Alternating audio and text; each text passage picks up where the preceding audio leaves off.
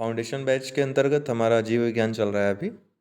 और जीव विज्ञान में पिछले वीडियो में आप लोगों ने कोशिका विभाजन पढ़ा। और कोशिका विभाजन तीनों तरह के जो विभाजन हैं उनके एक एक स्टेप के बारे में आपने देखा। अब हम आज ऊतक के बारे में पढ़ेंगे। हिस्टोलॉजी में जो चीज़ें हैं जो आ सकती हैं आपके मुख्य परीक्षा तक में, ताकि आपको समझ में आए। बेसिक हम इसलिए आपका कॉन्सेप्ट क्लियर करवाते चल रहे हैं। यहाँ पे फैक्ट भी काम चल जाता है। साइंस में बहुत ज़्यादा इंटीरियर नहीं पूछता है, फैक्ट से भी काम चल जाए, लेकिन सिर्फ फैक्ट आपको जानने से लाभ नहीं होगा। मुख्य परीक्षा भी आपको देनी है और अच्छा नॉलेज आपको चाहिए। प्रीलिम्स भी अगर यूपीएससी देना है आपको तो अच्छा आपको पता होना चाहिए ऊतक कोशिका में क्या अंतर होता है, जंतु ऊतक और पादप ऊतकों में क्या अंतर होता है। कभी भी प्रश्न आ सकते हैं, इसलिए आपको एक एक चीज़ से परिचय करा रहे हैं। बहुत ज़्यादा नहीं, कॉन्सेप्ट थोड़ा सा ही है, फैक्ट ही ज़्यादा है, लेकिन जो कॉन्सेप्ट हैं वो बहुत ही महत्वपूर्ण है जानने। एक जैसी संरचना और कार्य वाली कोशिकाओं के समूह को ऊतक कहा जाता है। आपने देखा कोशिका क्या होती है, कोशिका डिवीजन पढ़ लिया। अब एक जैसी संरचना और कार्य वाली कोशिकाओं के समूह को क्या कहा जाता है, ऊतक कहा जाता है। ऊतक का अध्ययन करने वाला विज्ञान हिस्टोलॉजी कहलाता है। क्या कहलाता है? हिस्टोलॉजी कहलाता है। ऊतकों को मुख्यतः दो भागों में बांट सकते हैं, पादप ऊतक और जंतु ऊतक। पादप ऊतकों को मुख्यतः दो भागों में बांट सकते हैं, विभोज्योतकी और स्थायी ऊतक। स्थायी ऊतक ये स्थायी प्रकृति के होते हैं, आगे हम पढ़ेंगे। सरल और जटिल में इनको डिवाइड किया जा सकता है। वहीं विभोज्योतकी ऊतकों को तीन प्रमुख भागों में शीर्ष, पार्श्व और अंतर्वेशी में विभाजित किया जा सकता है। शीर्ष जैसा कि नाम से ही स्पष्ट है, जड़ और तनों के शीर्ष पर पाए जाते हैं। जड़ और तनों के शीर्ष पर ये पाए जाते हैं। इनके कारण पौधों की लंबाई और गहराई में वृद्धि होती है। ठीक है, ये जड़ और तनों के शीर्ष पर पाए जाते हैं, इनके कारण पौधों की लंबाई और गहराई में वृद्धि होती है। ये जो समूह होते हैं कोशिकाओं के, जिनको ऊतक कहते हैं, इसमें जो विभाजन होता है किसके लिए जिम्मेदार होता है? पौधों की लंबाई और गहराई में वृद्धि में। दूसरा है पार्श्व विभोज्योतकी ऊतक। ये तनों के साइड, बगल वाले भाग में पाए जाते हैं, इनकी वजह से मोटाई में वृद्धि होती है। और तीसरा अंतर्वेशी विभोज्योतकी ऊतक। ये जोड़ या गांठ वाले स्थानों पर पाए जाते हैं, इनकी वजह से पेड़ पौधों की शाखाओं में वृद्धि होती है। जो शाखाएं लगती हैं, गांठें बन जाती हैं। आप देखते हो जहां शाखा निकलती है वृक्षों के, यहाँ शाखा निकली, यहाँ गांठ बन जाती है, तो ये यहाँ पर पाए जाते हैं। अंतर्वेशी विभोज्योतकी ऊतक इनको कहते हैं। यहाँ पर ये पाए जाते हैं और पेड़ पौधों में शाखाओं में वृद्धि इनकी वजह से होती है। शाखाओं में वृद्धि को प्रेरित करते हैं कोशिका विभाजन के माध्यम से। ये तीन प्रकार के पादप ऊतक होते हैं। स्थायी ऊतक दो तरह के होते हैं। सरल, इनकी संरचना सरल होती है, इनके कार्य का जो प्रकार होता है वो सरल होता है। जटिल ऊतक, जैसा कि नाम से ही है, जटिल संरचना वाले होते हैं। सरल ऊतकों के उदाहरण मृदु ऊतक, स्थूल कोण ऊतक, दृढ़ ऊतक, ये सभी सरल ऊतकों के उदाहरण हैं। जटिल ऊतक दो प्रकार के होते हैं, जाइलम और फ्लोएम। इनकी बहुत महत्वपूर्ण भूमिका रहती है पौधों के वृद्धि और विकास में, पादपों के वृद्धि विकास में महत्वपूर्ण भूमिका निभाते हैं ये जाइलम और फ्लोएम। आइए देखते हैं स्थायी ऊतकों के प्रकार और इनके जो कैरेक्टरिस्टिक्स हैं इनके बारे में। मृदु ऊतक ये पौधों के नरम भागों जैसे फूल, पत्तियों, फलों के अंदर पाए जाते हैं, ये मृदु ऊतक होते हैं। ठीक है। स्थूल कोण ऊतक ये पौधों को स्थूलता अथवा मोटाई प्रदान करते हैं। इनकी वजह से पौधों में लचीलेपन का गुण पाया जाता है। जो पौधों में लचीलापन होता है वो स्थूल कोण ऊतक के कारण होता है। ये एक प्रकार का कैसा ऊतक होता है? सरल ऊतक होता है और स्थायी ऊतक होता है। आपको जोड़कर पढ़ना है। मृदु ऊतक कैसा ऊतक होता है? सरल और स्थायी ऊतक होता है। ठीक है। और स्थूल कोण ऊतक भी सरल और स्थायी ऊतक होता है। ओके। पूछेगा पौधों के नरम भागों का निर्माण में किस तरह के ऊतकों का योगदान होता है? तो मृदु ऊतकों का। कैसे ऊतक होते हैं ये? सरल ऊतक होते हैं और स्थायी ऊतक होते हैं। ठीक, स्थूल कोण ऊतक, इनकी क्या भूमिका रहती है? पौधों को स्थूलता और मोटाई प्रदान करते हैं। इनकी वजह से पौधों में लचीलापन का गुण पाया जाता है। तीसरा, दृढ़ ऊतक, ये पेड़ पौधों के रेशे वाले भागों में पाए जाते हैं। इनका निर्माण किससे होता है? सेल्यूलोज से होता है। इसका कार्य पेड़ पौधों को दृढ़ता एवं आकार प्रदान करना होता है। इनका दृढ़ ऊतकों का। वहीं जो आपके जटिल ऊतक होते हैं उसमें जाइलम और फ्लोएम आते हैं। इनका क्या कार्य होता है? जाइलम का कार्य जड़ों द्वारा अवशोषित जल को पत्तियों तक पहुंचाना होता है। जिस तरह हमारे शरीर में नसें होती हैं उसी तरीके से वृक्षों में, पादपों में ये जाइलम एक प्रकार की नसें ही हैं जो जड़ों द्वारा अवशोषित जल को पत्तियों तक पहुंचाते हैं। यह केशिकत्व के सिद्धांत पर कार्य करता है। किसके? केशिकत्व के सिद्धांत पर कार्य करता है, जिससे जल रिस करके, जैसे पाइप है और जल जड़ से ऊपर तक पहुंचता है, उसी तरीके से जाइलम में जो जड़ों से अवशोषित जल है वो पत्तियों तक पहुंचता है।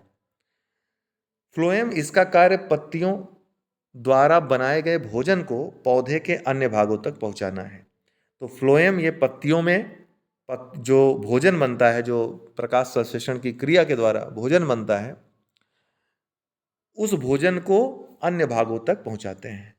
ठीक है, जाइलम और फ्लोएम ये जटिल ऊतकों के अंतर्गत आते हैं।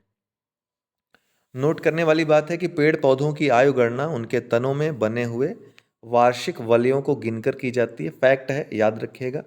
ये वार्षिक वलय जाइलम ऊतक के बने होते हैं, ये भी पूछा जा चुका है। किसके बने होते हैं वार्षिक वलय? जाइलम ऊतक के, अर्थात जो जल की आपूर्ति सुनिश्चित करते हैं, जड़ से जल लेकर के पत्तियों तक पहुंचाते हैं, ऐसे ऊतकों के बने होते हैं। पेड़ पौधों की आयु गणना करने वाले विज्ञान को डेंड्रोक्रोनोलॉजी कहते हैं, कई बार पूछा जा चुका है। तो ये फैक्ट है, याद रखिएगा। बीच बीच में जो फैक्ट आ रहे हैं उनको भी हम आपको बताते चल रहे हैं ताकि आपके मन मस्तिष्क में रहे। अब अभी हमने पादप ऊतकों को पढ़ा, अब जंतु ऊतक को पढ़ेंगे। जंतु ऊतक दोस्तों मुख्यतः 4 प्रकार के होते हैं: एपिथेलियम या उपकला, कनेक्टिव या संयोजी ऊतक, मस्कुलर या पेशीय ऊतक, नर्वस या तंत्रिका ऊतक। ठीक है, एपिथेलियम, कनेक्टिव, मस्कुलर, नर्वस या उपकला, संयोजी, पेशी और तंत्रिका ऊतक, 4 प्रकार के जंतु ऊतक होते हैं। उपकला ऊतक क्या होता है? यह शरीर के अंगों की तथा शरीर की आंतरिक एवं बाहरी परतों का निर्माण करता है। ये 4 प्रकार का हो सकता है: वर्गाकार, घनाकार, स्तंभाकार और रोमाभी। क्या करता है एपिथेलियम, उपकला ऊतक? यह शरीर के अंगों की तथा शरीर के आंतरिक एवं बाहरी परतों का निर्माण, जो आपके शरीर का आंतरिक परत, बाह्य परत है, शरीर के अंग हैं, उनके निर्माण में भाग लेता है एपिथेलियम। और इसका वर्गाकार हो सकता है ये ऊतक, घनाकार हो सकता है, स्तंभाकार हो सकता है, रोमाभी हो सकता है, रोम की तरह हो सकता है, रोए की तरह।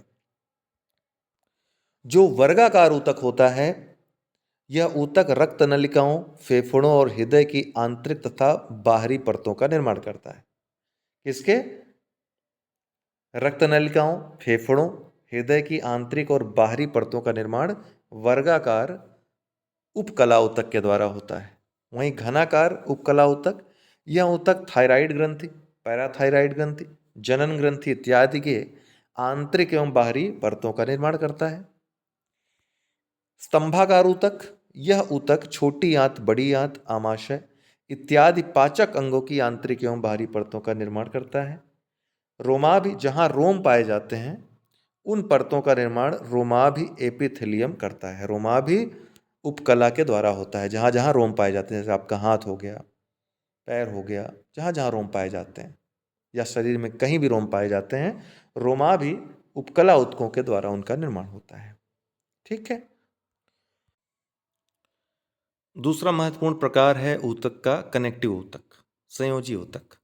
कनेक्टिव मतलब जोड़ने का जो काम करते हैं, है ना, जो विभिन्न अंगों को, विभिन्न ऊतकों को जोड़ने का काम करते हैं, ऐसे ऊतक संयोजी ऊतक या कनेक्टिव ऊतक कहलाते हैं।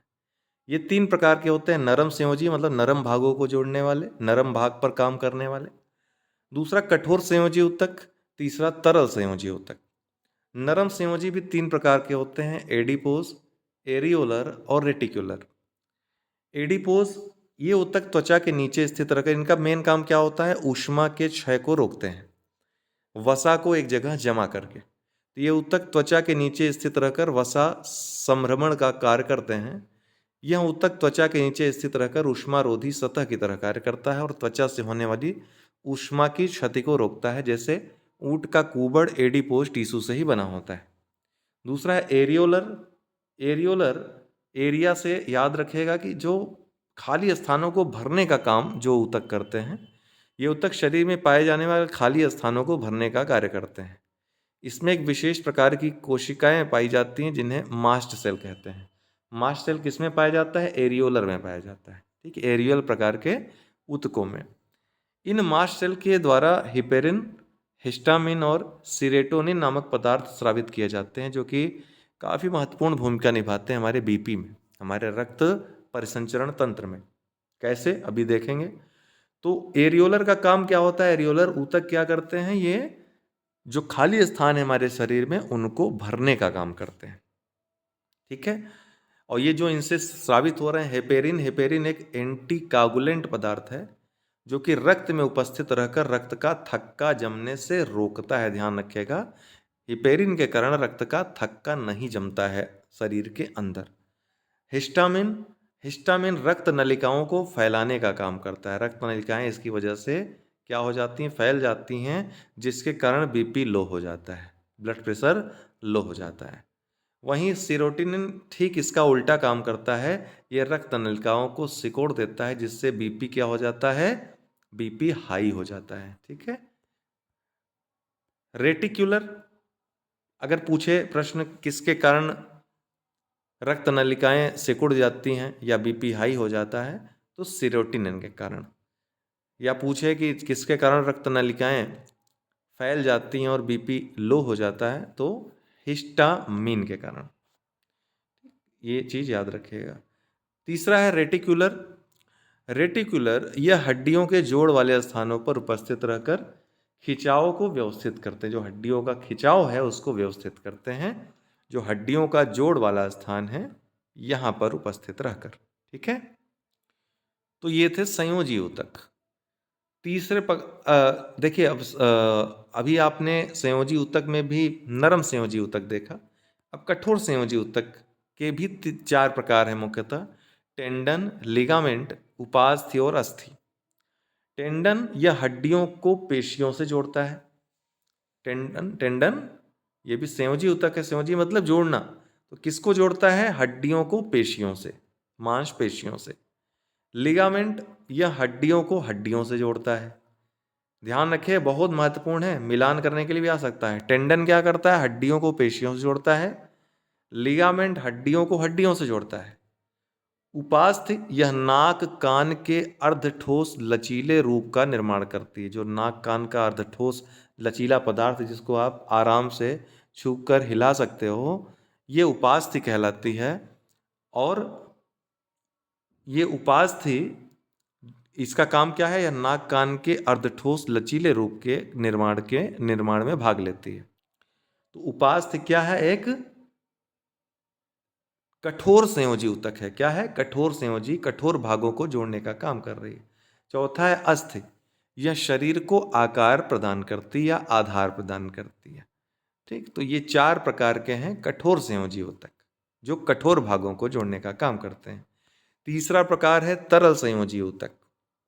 तरल संयोजी ऊतक, और इनसे शरीर के तरल जो भाग हैं उनका निर्माण होता है। और तरल भागों को 2 भागों में हम बांट सकते हैं, लिम्फ या लसिका और ब्लड या रक्त। रक्त में आरबीसी, डब्ल्यूबीसी अर्थात red blood cells, white blood cells और प्लेटलेट्स आते हैं। तरल संयोजी ऊतकों का अध्ययन हम रक्त परिसंचरण वाले अध्याय में करेंगे। ठीक है, चौथा जो महत्वपूर्ण ऊतक है पेशी ऊतक। यह हमारे शरीर के विभिन्न अंगों को फैलाने और सिकोड़ने में सहायता प्रदान करने वाले ऊतक होते हैं। इनको क्या कहते हैं, पेशी ऊतक। तीन प्रकार के ये होते हैं, ऐच्छिक, अनैच्छिक और हृदय पेशी। ऐच्छिक पेशी मतलब जो इच्छा के द्वारा हम उनको सिकोड़ और फैला सकते हैं। दूसरे हैं अनैच्छिक पेशी, मतलब हमारी इच्छा नहीं चलेगी, वो अपनी इच्छा से। तीसरा है हृदय पेशी, ये भी पेशी ऊतक का एक प्रकार है। ऐच्छिक पेशी वे पेशियां जो हमारी इच्छा अनुसार फैलती, सिकुड़ती और आराम करती हैं, ऐच्छिक पेशी कहलाती हैं। जैसे हाथ पैर की पेशी, इन्हें रेखित पेशी भी कहते हैं। ठीक है, इन्हें रेखित या रेखीय पेशी भी कहते हैं। दूसरा अनैच्छिक पेशी, वे पेशियां जो स्वतः नियंत्रित रूप से फैलती, सिकुड़ती या आराम करती हैं, अनैच्छिक या अरेखित पेशी कहलाती हैं। जैसे छोटी आंत, बड़ी आंत, आमाशय, ये अपनी जरूरत के अनुसार बिना हमारी इच्छा के, अपनी इच्छा से, अपने नियोजित, जो प्रकृति ने नियोजित किया है इनको जिस काम के लिए, उस अनुसार स्वतः नियंत्रित रूप से फैलती, सिकुड़ती और आराम करती हैं जरूरत के अनुसार। ये अनैच्छिक पेशियां कहलाती हैं, या अरेखिक पेशी भी इनको कहते हैं। वहीं हृदय पेशी, ये पेशियां जीवन पर्यंत फैलती, सिकुड़ती रहती हैं, ये कभी आराम नहीं करती हैं। ये हृदय की पेशियां कहलाती हैं, ये अलग तरह की पेशी है। तो तीन तरह की पेशियां हमारे शरीर में मौजूद हैं। जो अगला ऊतक का प्रकार है तंत्रिका ऊतक। हमारी तंत्रिका तंत्र का जिनसे निर्माण होता है, जिन ऊतकों से, वो तंत्रिका ऊतक है। तो तंत्रिका ऊतक संवेदी अंगों से सूचना ग्रहण करना, उसे मस्तिष्क एवं मेरुरज्जु तक पहुंचाना और उसके खिलाफ प्रतिक्रिया व्यक्त करना, यह सारा कार्य तंत्रिका ऊतक द्वारा होता है। तंत्रिका ऊतक के दो भाग होते हैं, एक केंद्रीय तंत्रिका ऊतक, दूसरा परिधीय तंत्रिका ऊतक। केंद्रीय तंत्रिका ऊतक में मस्तिष्क और मेरुरज्जु शामिल हैं, वहीं परिधीय तंत्रिका ऊतक में क्रेनियल और स्पाइनल शामिल हैं, जिनका हम विस्तृत अध्ययन करेंगे तंत्रिका ऊतक वाले अध्याय में। मस्तिष्क का, मेरुरज्जु का, क्रेनियल का, स्पाइनल का, सबका अध्ययन हम विस्तार से करेंगे, क्योंकि ये विस्तृत चैप्टर हैं, बड़े चैप्टर हैं। अब हम पोषण के बारे में पढ़ेंगे, और पोषण हमारा जो जीव विज्ञान का अगर कहें, अभी तक बेसिक्स आपने देखा कि ऊतक कोशिका है, ऊतक क्या है, कितने प्रकार हैं ऊतकों के। अब हम आएंगे पहले चैप्टर में जो आपका पोषण है।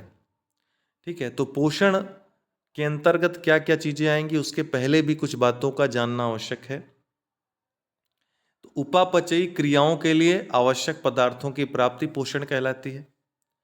पोषण के आधार पर सजीवों को दो भागों में बांटा जा सकता है, ऑटोट्रॉफ्स और हेट्रोट्रॉफ्स।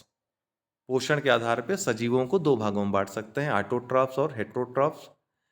ऑटोट्रॉफ्स, जिसको स्वपोषी भी कहते हैं हिंदी में, वे जीव जो प्रकाश संश्लेषण की क्रिया द्वारा सूर्य के प्रकाश, कार्बन डाइऑक्साइड, जल तथा खनिज लवणों की सहायता से अपना भोजन स्वयं तैयार कर लेते हैं, ऑटोट्रॉफ्स या स्वपोषी कहलाते हैं। जैसे हरे पेड़ पौधे। हेट्रोट्रॉफ्स या परपोषी, जो पर मतलब परपोषी, दूसरे पे आश्रित हों, वे जीव जो भोजन के लिए दूसरे जीवों पर निर्भर रहते हैं, परपोषी कहलाते हैं। हेट्रोट्रॉफ्स या परपोषी तीन प्रकार के होते हैं, पूर्णभोजी, परजीवी और मृतोपजीवी। पूर्णभोजी या होलोजोइक, जिनमें आहार नाल पाई जाती है और पाचन तंत्र विकसित होता है, ये पूर्णभोजी कहलाते हैं। इन्हें उपभोक्ता भी कहा जाता है, जैसे हम आप। ये चार प्रकार के होते हैं, पूर्ण शाकाहारी, पूर्ण मांसाहारी, सर्वाहारी और मृतोपहारी। हर्बीवोरस, कार्निवोरस, ओमनिवोरस और स्केनेवेंजर। हर्निवोरस या पूर्ण शाकाहारी, वे जीव जो भोजन के रूप में सिर्फ हरे पेड़ पौधों को ही ग्रहण करते हैं या वृक्षों से संबंधित जो उत्पाद हैं उन्हीं को ग्रहण करते हैं, हर्बीवोरस कहलाते हैं, जैसे गाय, हिरण, घोड़ा आदि। इन्हें प्रथम भोजी का उपभोक्ता या प्रथम श्रेणी का उपभोक्ता भी कहा जाता है। इन्हें पहली श्रेणी का उपभोक्ता भी कहा जाता है। उत्पादक हैं पेड़ पौधे, ठीक है, और इनको खाने वाले जो सिर्फ इसी को खाते हैं वो प्रथम श्रेणी के उपभोक्ता कहलाते हैं। कार्निवोरस पूर्ण मांसाहारी, वे जीव जो भोजन के रूप में सिर्फ अन्य जंतुओं का मांस खाते हैं कार्निवोरस कहलाते हैं। जैसे शेर हो गया, चीता हो गया, ये घास फास नहीं खाएंगे, ये प्राथमिक उत्पादक नहीं है, उपभोक्ताओं को खाएंगे, है ना। ये अन्य जीव जंतुओं को खाते हैं, तो क्या कहलाएंगे ये? कार्निवोरस या पूर्ण मांसाहारी।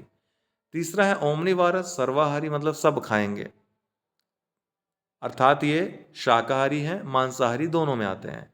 वे जीव जो पादपों तथा जंतुओं दोनों को भोजन के रूप में ग्रहण करते हैं उन्हें ओमनिवोरस कहा जाता है, जैसे मनुष्य।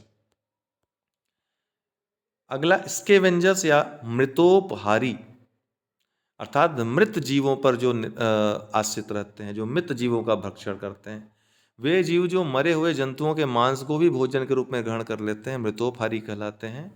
इन्हें प्रकृति का मेहतर या सफाई कर्मी भी कहा जाता है, जैसे चील, गिद्ध आदि।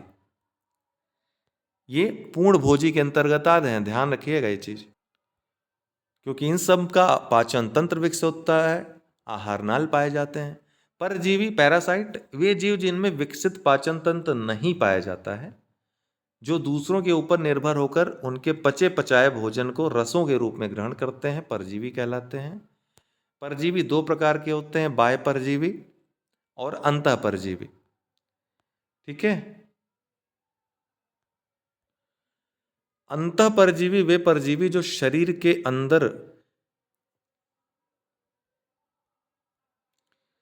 निवास करके पचे पचाए भोजन को ग्रहण करते हैं, जैसे सॉरी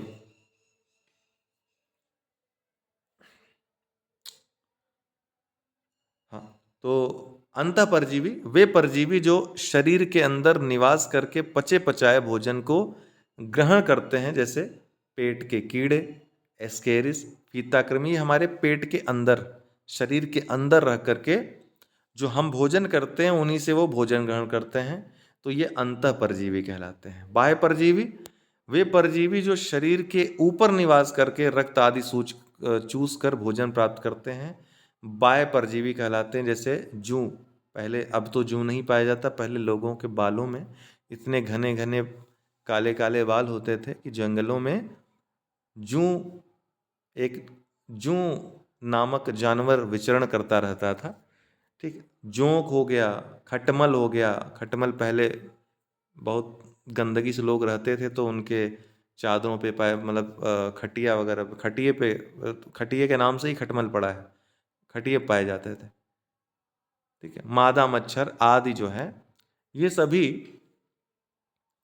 रक्त चूस करके भोजन प्राप्त करते हैं, दूसरों के शरीर पर निवास करते हैं। ये अंदर नहीं रहते, ऊपर रहते हैं। ठीक, तो ये बाह्य परजीवी होते हैं। अगला है मृतोपजीवी, सेप्रोफाइट। वे सूक्ष्म जीव जो मृत पदार्थों पर अथवा गले सड़े पदार्थों पर रासायनिक क्रिया करके पोषक पदार्थों की प्राप्ति करते हैं, उन्हें मृतोपजीवी, रसायन पोषी या कीमोट्रॉप्स भी कहते हैं।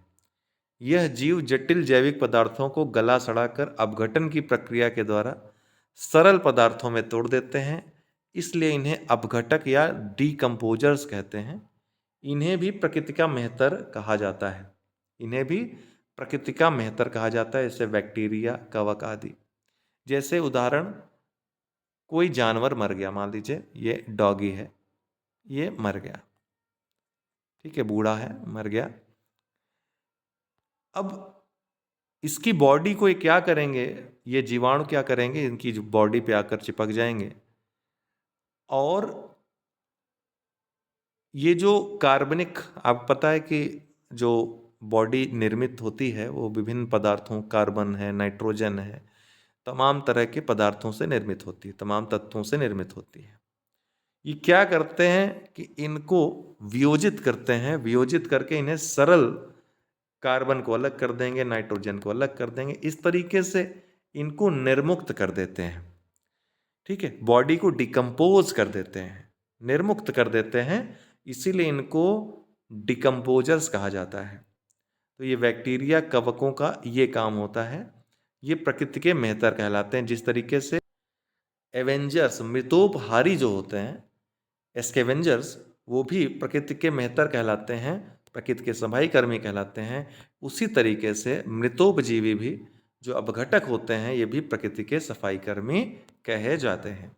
दोनों अलग अलग तरीके से, एक खा करके और दूसरे सरल टुकड़ों में विभाजित करके अलग अलग प्रक्रियाओं से दोनों वही काम कर रहे हैं, दोनों ही साफ करने का काम कर रहे हैं प्रकृति को, वातावरण को। कुछ जीव अपनी ही जाति के सदस्यों को भोजन के रूप में ग्रहण कर लेते हैं, ऐसे जीवों को कैनिवल कहते हैं। स्वजाति भक्षक कहा जाता है, स्वजाति भक्षक, कैनिवल। कुछ जीव जैसे कैनिवल कौन है? सांप, बिच्छू, मकड़ी, काकरोच आदि। कुछ जीव कीड़ों को खाते हैं, इन्हें इंसेक्टिवोरस कहा जाता है, जैसे मेढक, छिपकली आदि। कीड़ों को खाने वालों को इंसेक्टिवोरस। कुछ जीव खून चूसते हैं, इन्हें सैंगुइवोरस कहते हैं, जैसे मादा मच्छर, जू, जोक, खटमल आदि। कुछ जीव अपने ही पाचन तंत्र के बेकार के पदार्थों को अर्थात विष्टा को भोजन के रूप में खा लेते हैं, ऐसे जीवों को कार्परोफेगस या विष्टा भोजी कहा जाता है, जैसे खरगोश, बकरी आदि। क्या करते हैं? अपने ही पाचन तंत्र के बेकार के पदार्थों को भोजन के रूप में खा लेते हैं, विष्टा भोजी इनको कहा जाता है। जैविक अवशेष जो होते हैं उनको खाने वाले जीव जैसे केचुआ, ये डेट्रीवोरस कहलाता है। केचुआ पालन को वर्मी कल्चर कहा जाता है, ध्यान रखें। कुछ जीव फलों को भोजन के रूप में ग्रहण करते हैं, उन्हें फ्रूगीवोरस कहा जाता है, जैसे तोता ये फल ही खाता है, अन्य कुछ नहीं, तो ऐसे को क्या कहेंगे? फ्रूगीवोरस कहेंगे। तो ये तरह तरह के जो जीव जंतु हैं उनमें क्या क्या विशेष लक्षण है भोजन प्राप्त करने की, ये आपने देखा। अब भोजन में पोषक पदार्थों में प्राप्त क्या किया जाता है और उनके क्या कार्य होते हैं? तो ऊर्जा प्रदान करने वाले जो पदार्थ हैं, जो पोषक पदार्थ हैं, कार्बोहाइड्रेट और वसा है। निर्माण कार्य में संलग्न, निर्माण कार्य करने वाले, शरीर का निर्माण और वृद्धि का कार्य करने में प्रोटीन। उपापचयी क्रियाओं में सहयोगी का कार्य विटामिन, खनिज, लवण और जल।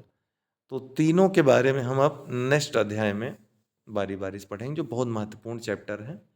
और यहाँ से जो चीज़ें मैं पढ़ाऊँगा बहुत ही आपको रोचक लगेगा, और यहीं से सारे प्रश्न आप देखोगे प्रीलिम्स में, यहीं से आता है यूपीपीएससी। ठीक है। और जब आप इनको जानते रहोगे तो अपने स्वास्थ्य के लिए भी जागरूक रहोगे, दूसरों को भी जागरूक करोगे, और आपके नॉलेज में भी काफ़ी वृद्धि होगी। ठीक है। तो आप लोगों को कैसा लग रहा है फीडबैक ज़रूर देते जाइए, ताकि ये क्लासेस हम रेगुलर बेसिस पे और ज़्यादा एनरिच करते रहें। बहुत बहुत धन्यवाद। अगर आपको हमारे फाउंडेशन बैच से जुड़ना हो तो ये व्हाट्सअप नंबर है, व्हाट्सअप पे संपर्क करके आप फाउंडेशन बैच प्रीलिम्स मुख्य परीक्षा यूपीपीसीएस 2022 के प्रोग्राम से हमारे जुड़ सकते हैं। ठीक है। बहुत बहुत धन्यवाद।